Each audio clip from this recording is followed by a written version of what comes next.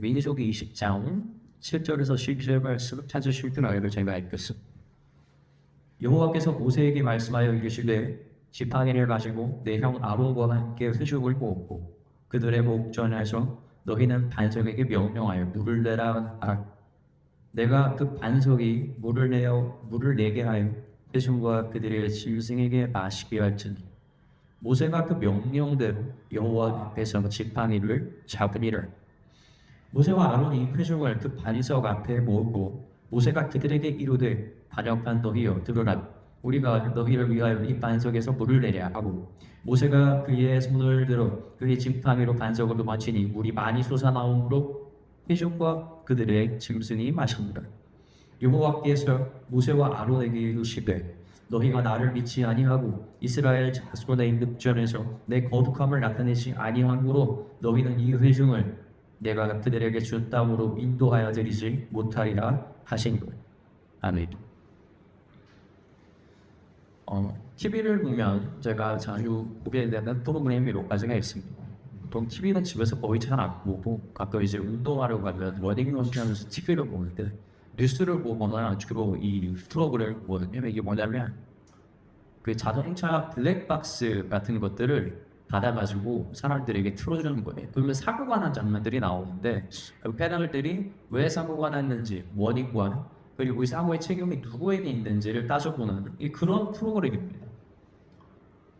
이 프로그램 보면 이 되게 다양한 사고가 나오지만 사실 몇 가지 주요한 패턴들이 있습니다. 그 중에 가장 두드러지는 패턴 중에 하나, 그 원인 중 하나가 뭐냐면 바로 보복운전이에요. 누군가가 내 앞에 끼어들거나 혹은 누군가가 만들고 나를 끼워주지 않았다. 이런 것에 대해서 적개심을 가지고 상대방에게 보복운전을 하는 겁니다. 상당히 위험한 것이죠. 법적으로 처벌이 꽤나 센 잘못입니다. 근데 여러분, 이 프로그램 자체 제목에도 블랙박스라는 게 들어가 있어요. 다시 말하면 대부분의 자동차에는요, 이 블랙박스가 있습니다. 제가 차를 살 때만 해도 블랙박스는 차를 사고 나서 나중에 설치하는 거였거든요. 애프터마켓이라고 하잖아요. 요즘에는요, 차를 살 때 처음부터 블랙박스를 설치해서 나오는 차들이 굉장히 많다고 해요. 그럼 얼마나 차 안에 블랙박스가 많겠어요? 저만 해도 애프터마켓 설치해서 쓰는데도 거의 다 블랙박스가 있었는데 지금은 거의 뭐 모든 차들이 있다고 말을 좀 생각해 봅시다. 보복운전이 큰 죄인 거 모르겠습니까? 되게 심각한 죄거든요. 근데 자기가 그 보복운전을 해. 그러면 자기 차는 차치하더라도 자기의 앞차나 자기의 뒷차에 자기가 찍힐 거 아닙니까? 뻔한 거 아니에요? 그럼에도 불구하고 왜 보복운전을 할까요?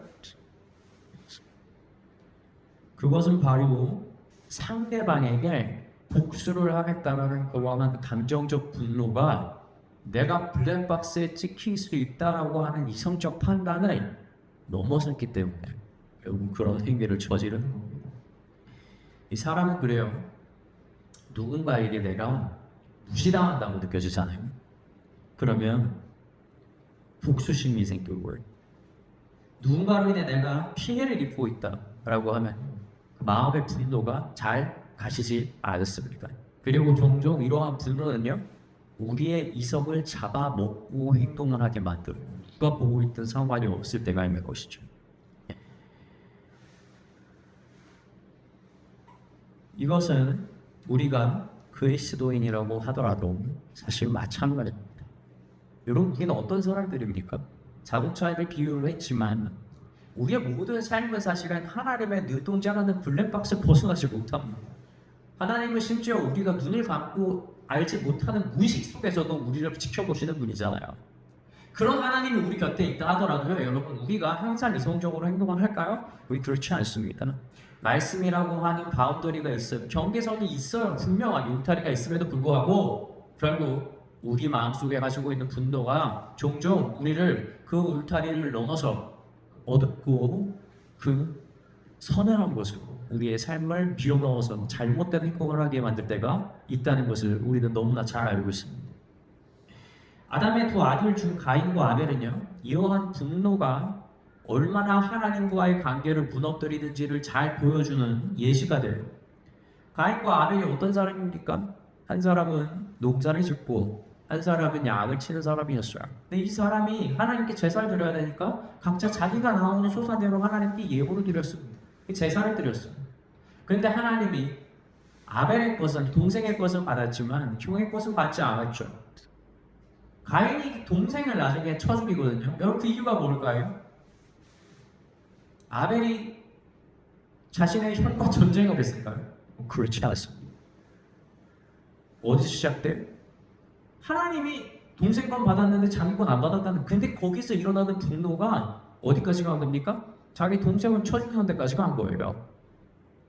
성경에서는요, 여러분, 죽고 죽이는 거 얼마나 많은지 몰라요. 살인이 엄청 등장합니다. 그 중에서 가장 대표적인 건 뭡니까? 전쟁이죠. 근데 여러분, 이 전쟁은 두 국가 간의 세력 다툼이에요.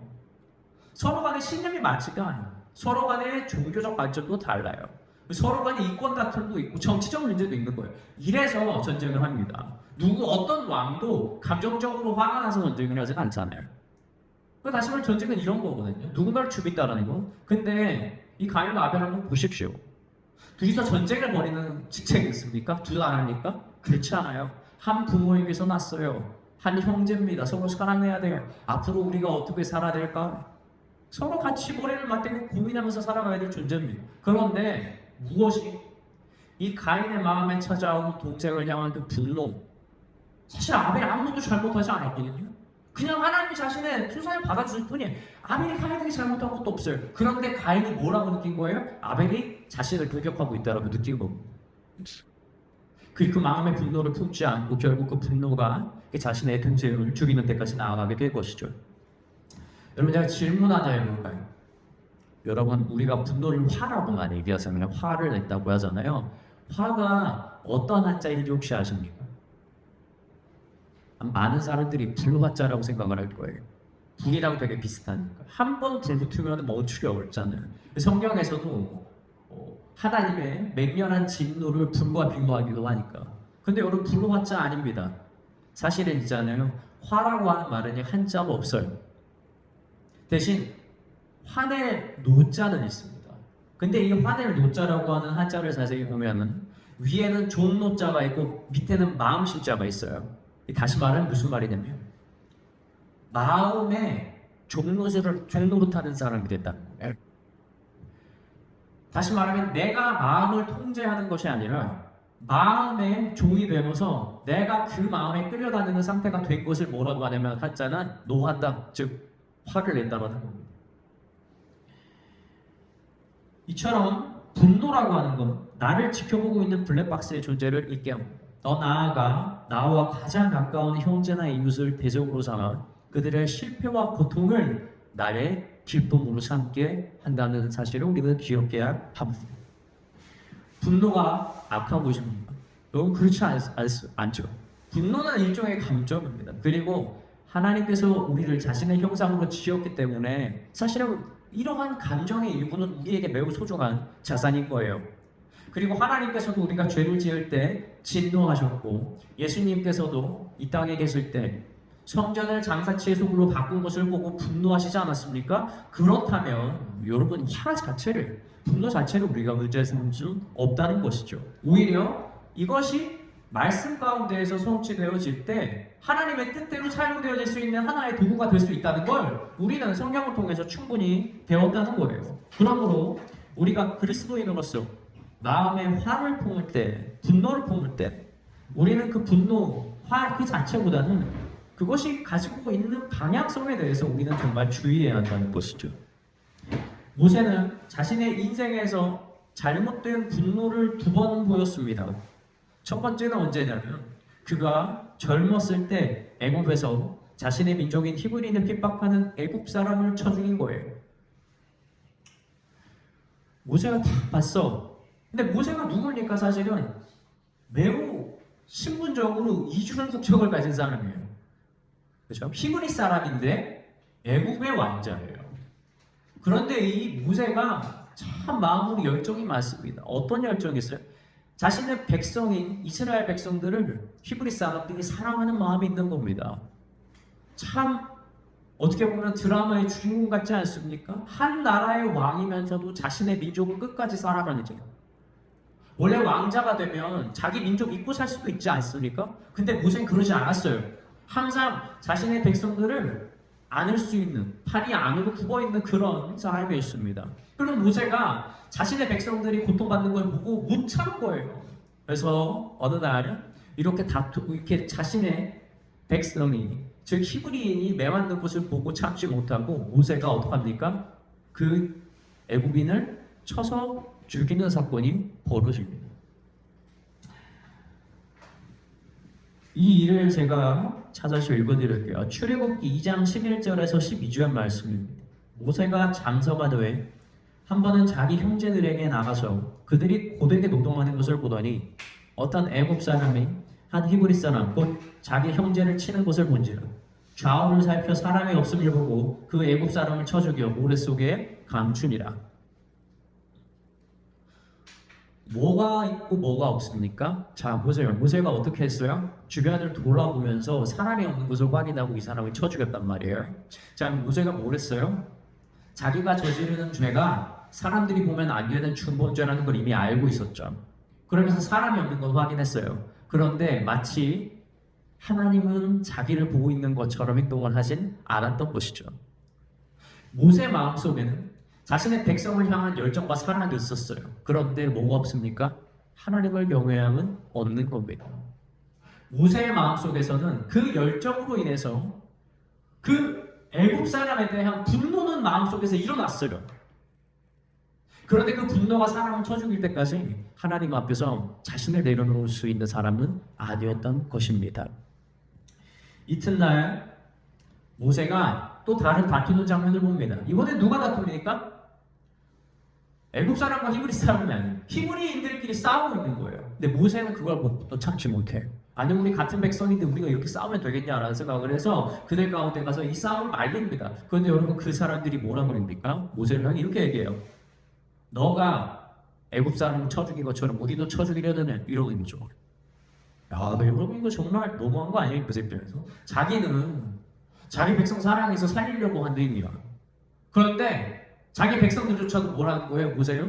지금 조롱하고 협박하고 있는 거 아닙니까? 야, 너 그때 그 사람 쳐 죽인 거 내가 알고 있어.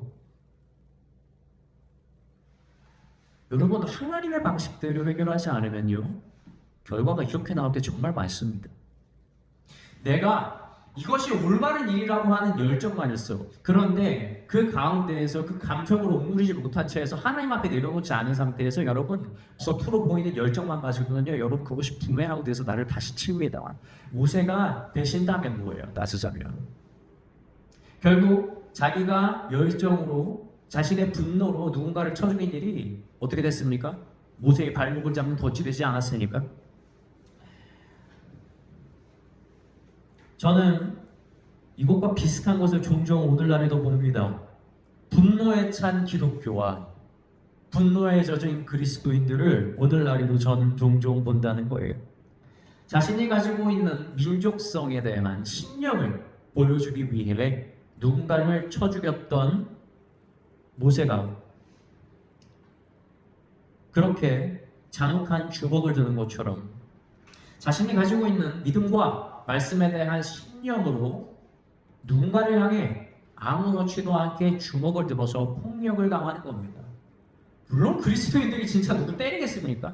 그렇진 않아요. 그런데 누군가에게 내가 가지고 있는 신념을 보여주기 위해서 상대방을 단상 위에 생겨서 그 사람의 죄를 공격하거나 그 사람을 깎아내리고 그리고 누군가를 손당하고 모욕하는 일들을 여러분 그리스도인들이 너무나 어렵지 않게 저지르고 있는 거예요.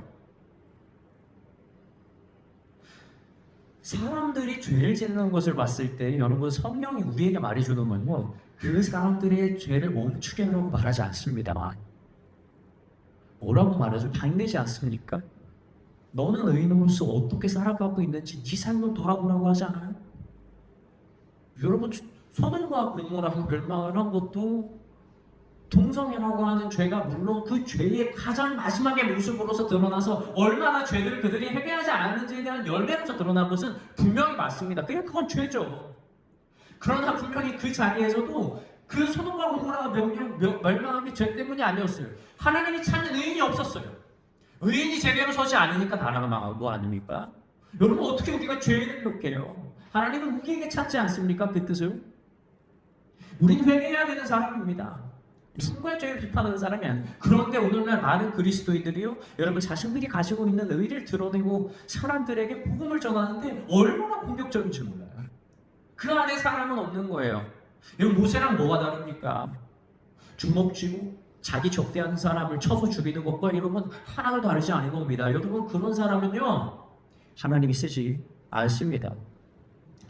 우리가 영적 전쟁이라는 명목으로 누군가에게 사랑을 빼고 오로지 말씀만 가지고 진리만을 전한다고 하면서 이런 가학적인 행동을 하는 거 여러분 결코 올바른 일이 아닙니다. 바울 시대에는요 모든 유대인들이 거의 대부분의 유대인들이 로마를 되게 싫어했어요. 왜 그렇습니까? 로마가 당시 그들을 지배를 하는데 로마는요 황제를 섬겨야 됩니다. 절해야 돼요. 걔네들은 막 신랑처럼 황제를 만들지 않습니까? 이게 자기들의 문화가 얼마나 다르냐. 근데 그런 나라가 자기를 지배하는 것도 싫은데 이런 나라한테 뭐까지 바쳐야 돼? 조세까지 바쳐야 되는 거예요. 우리가 열심히 노력해서 번 돈을 이들에게 주는 거예요. 그러면 여러분 생각해보면 유대인들 입장에서는 어떻습니까? 내가 하나님을 위해서 내가 쓰고 싶은 돈인데 내가 이렇게 이방신을 섬기는 얘네 태양신 섬기는 사람들이잖아요. 이런 애들한테 돈을 준다라는 게 꼭 자기들도 이방신을 섬기는 것 같은 느낌이 막 드는 거예요. 그러니까 얼마나 싫었겠어요. 그래서 예수님한테도 물어보는 거예요. 가이사에게 우리가 세를 내는 것이 정말 맞습니까? 라는 말 물어보는 겁니다. 이들에게 진심에서 물어나는 겁니다. 물론 예수님을 책잡기 위해서 한 것도 있겠지만 그들 마음 가운데는 이처럼 로마리장은 불평이 있었던 거예요. 근데 여러분 이러한 문화가 만연했을 때조차도요 예수님과 바울은요 명확하게 선을 그어줍니다. 제가 두 말씀을 읽어드릴게요. 첫 번째 예수님이 이렇게 말씀하시죠. 아까도 말씀드렸지만 세례를 바치는 것이 옳으냐에 대해서 이렇게 말씀하시죠. 가이사의 것은 가이사에게, 하나님의 것은 하나님께 바치라. 그리고 이러한 문화가 팽배할 때 바울은 이렇게 말합니다. 로마서에서 13장 7절 제가 읽어드릴게요. 모든 자에게 줄 것을 주되 조세를 받을 자에게 조세를 바치고 관세를 받을 자에게 관세를 바치고 두려워할 자를 두려워하며 존경할 자를 존경하라.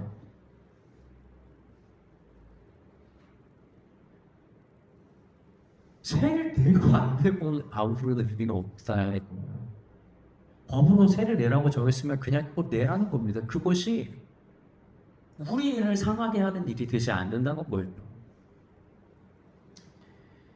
현상을 보고 우리의 적을 찾지 마세요, 여러분.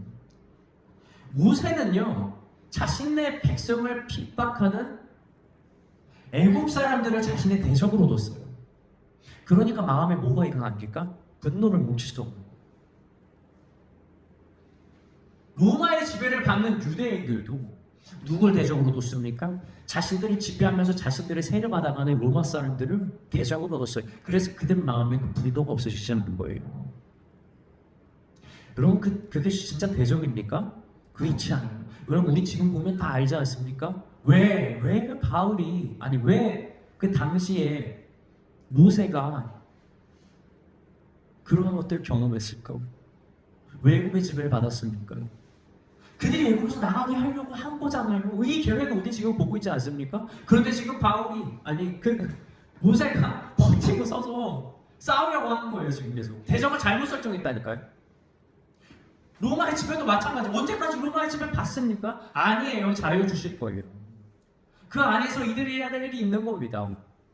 이들이 로마의 지배를 받으면서 복음의 진술을 깨닫고 이 복음이 핍박을 받으면서 번져나가는 일이 있지 않았습니까? 여러분 이 도구의 뿐이에요. 애국과 로마가 그 당시에는 그들을 지배하고 그들을 잡아당긴 것처럼 강해 보였지만 여러분 역사적으로 보십시오. 결국 하나님이 잠깐 낸 재직이었어요. 이거 겪어야 되는 거였다고. 그런데 이거 참 대적이라고 생각을 하는 겁니다. 여러분 오늘도 그리스도인들이 이렇게 살아가면 안 되는 겁니다. 정치적으로 여러분 교회가 핍박받는 것처럼 보일 수 있어요. 그렇다고 여러분 정치랑 싸우면 안 돼요.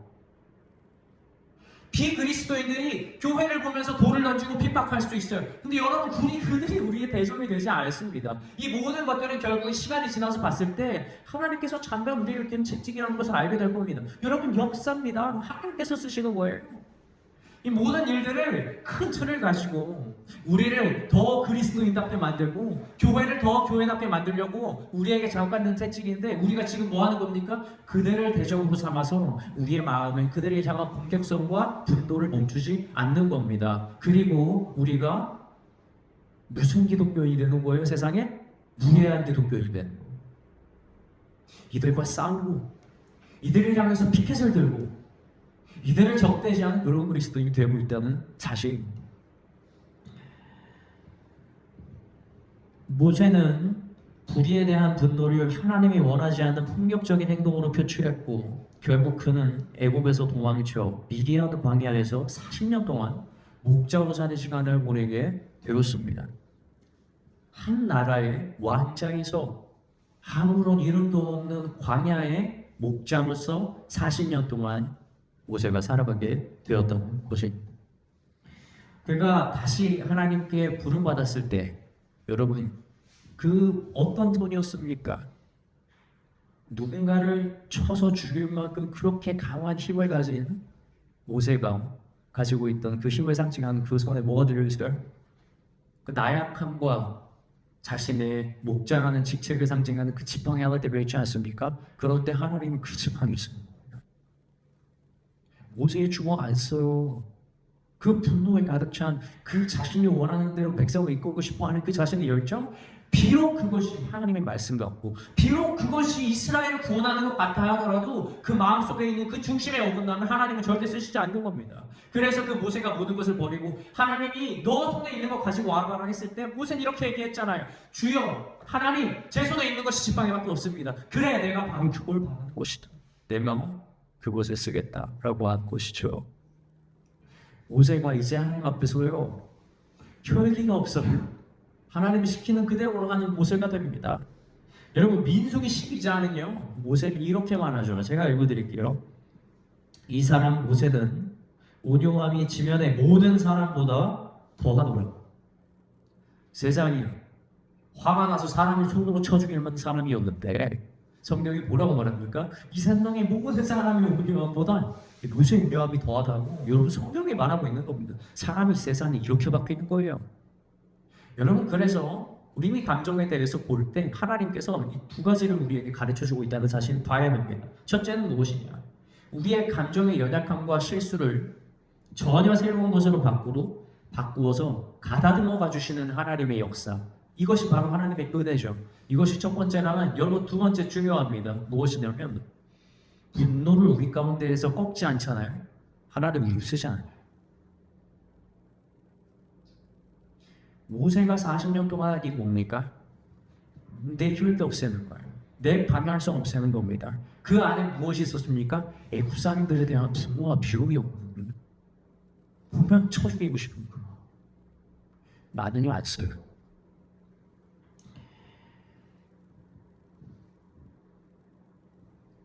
모세가 출애굽한 뒤에 오늘 본문 말씀에 나오지만 이 무리바에서 두 번째 잘못된 분노로 인해서 가나안 땅에 들어갈 수 없게 되었죠. 광야에서 물을 달라고 요구하는 백성들에게 물을 내줍니다. 여러분, 이 성경 말씀에서 모세가 무엇이 잘못했는지 찾을 수 있습니까? 이거 신학자들도 함부로 말하지 못합니다. 아무리 봐도 잘못을 안 했어. 본문 말씀 보면 어떻게 나옵니까? 하나님께서 물을 주라고 하셨나요? 모세가 백성들을 모아와서 백성들 앞에서 훈계하고 바위를 쳐서 물을 냈어요. 진짜 물이 나왔고요. 모든 백성과 가축이 다 먹었습니다. 여러분, 뭐가 문제가 있어요? 근데 하나님이 이 되게 심각한 문제로 삼았어요. 모세. 아니요. 그리고 뭐라고 했대요? 너는 어떻게 이런 문제에 저지르냐? 너는 하나도 못 들어간대요. 안 떠내.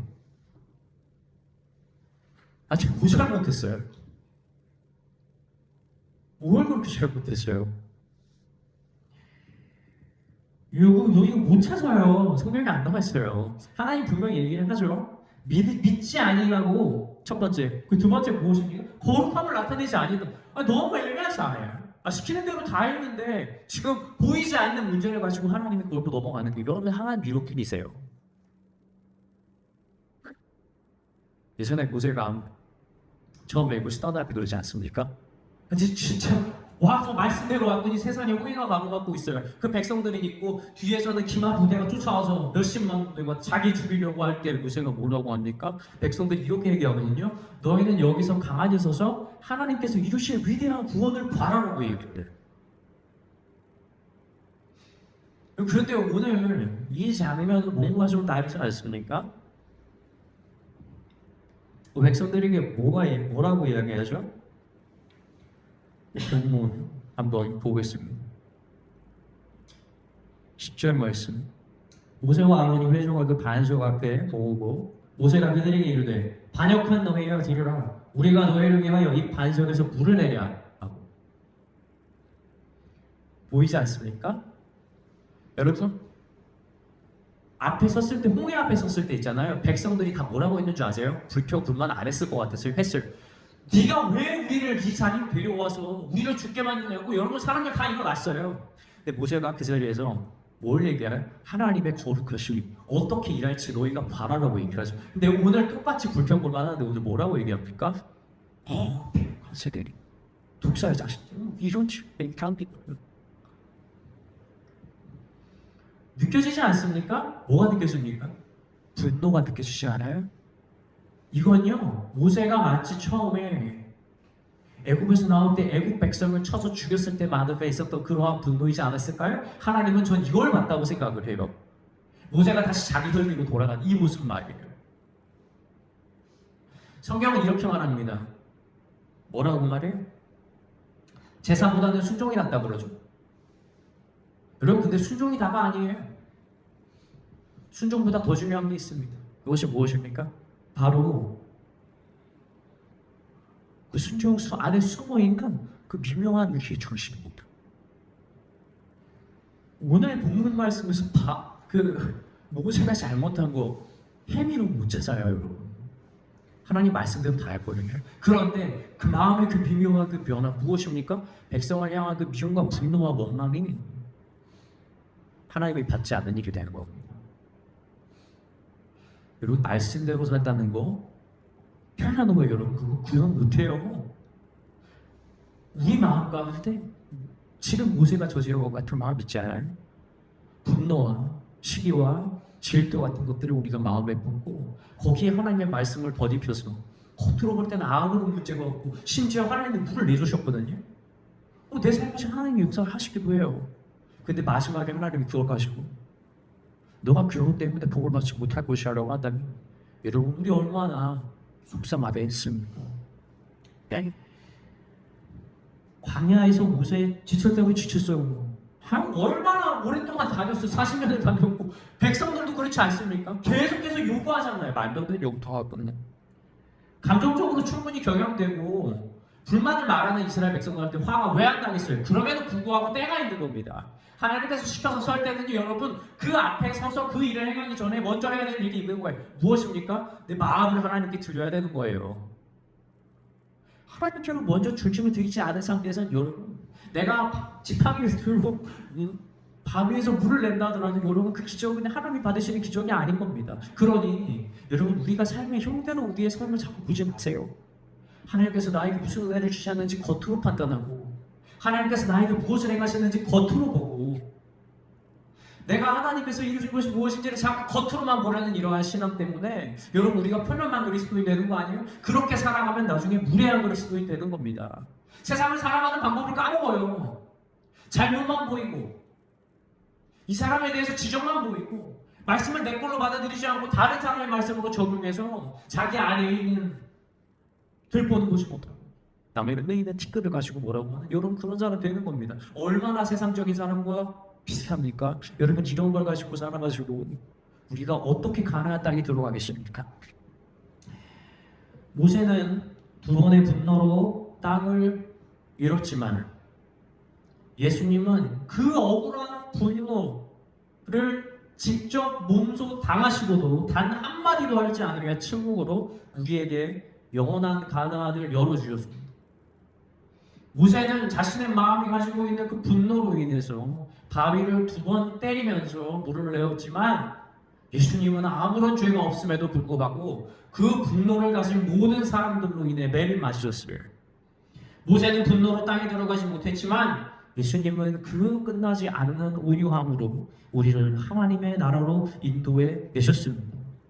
혹시 우리 마음 가운데 보이지 않는 분노로 중심을 잃은 껍데기만 남은 순종이 있다면 언제나 블랙박스처럼 우리의 삶을 보고 계신 하나님을 믿음으로 바라보고 우리의 마음을 낮춰 하나님께 회개하십시오. 하나님은 반드시 그 부족함을 돌이켜 우리의 삶을 새롭게 하실 것이며 감정의 종이 아닌 감정의 주인으로서 우리를 곧 다비게 주실 것입니다. 기도하겠습니다.